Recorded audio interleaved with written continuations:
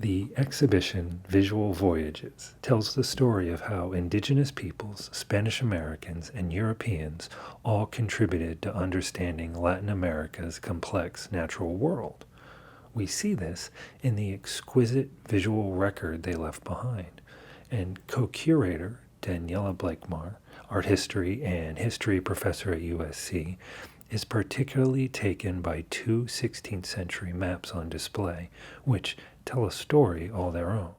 But I just want to say I'm really excited about these maps. I'm really, really happy that we have them here in LA and that we can show them to people. It's very hard to get to see these maps. They live in archives, in research libraries, and you have to be a professional researcher to get to see them, and you'll see them one at a time and you will study them.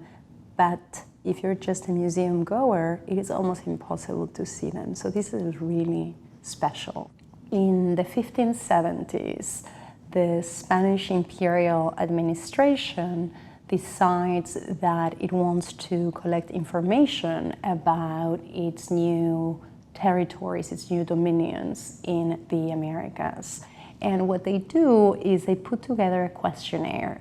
These questionnaires include 50 questions. They're known as the Relaciones Geográficas, the geographical accounts. And most of the questions are about the trees, the soil, the water sources. 3 of the 50 questions ask for visual materials. They ask for maps. They say, and the word they use is pintura, painting. Send us a painting of the town. We have 69 maps that were made in response to these requests. 69 individual maps coming from small towns and large towns all over Mexico and Central America around 1580. About 2/3 of these maps are thought to have been made by indigenous painters and about 1/3 by Spanish authors. The goal of getting these maps to Spain was to try to put them together to compile an atlas. The royal cosmographer cartographer, the person who was in charge of this, expected to receive a collection of maps that he would then have professionally produce into a compilation of maps and piece by piece put together the geographical cartographic puzzle of New Spain. This project failed.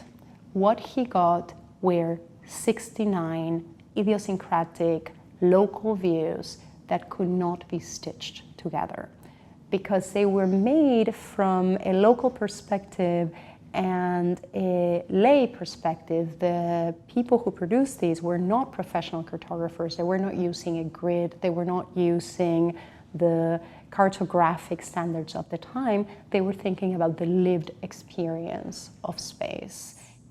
There's no single perspective. You don't know. It keeps moving. You would move with it. And it's a map that is really interested in water, that is really interested in the 3 volcanoes, but that is also showing us the changing political organization because there is, towards the center, the town, and that is a space that is white on the background, that was left white on the page. The rest of the image, which is composed by many sheets being pasted together, is thickly, densely covered with color and shape. That was left blank. And on top of that blank rectangle was traced the grid of the new town and these very formulaic buildings. And what this is showing is this is the Spanish town, but it's telling us of an imperial story because there was a policy of resettling indigenous population and creating new towns that would be administrative centers. I mean, we have different maps in the show, And we have these very stunning early maps that are done according to European cartographic conventions.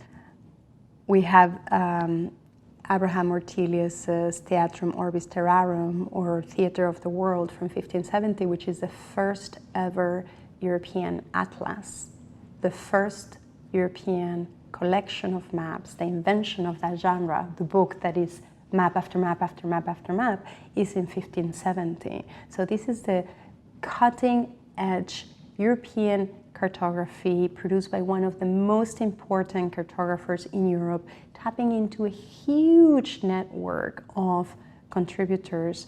And it is just 15 years before these maps are made. They are contemporary, and they are both objects of knowledge. So part of what is fascinating to me about the works we have in the show and about the maps that we have in the show is that they communicate that there was not just a single way of producing knowledge or a single way of visualizing knowledge, that there were many ways and they were in conversation with each other.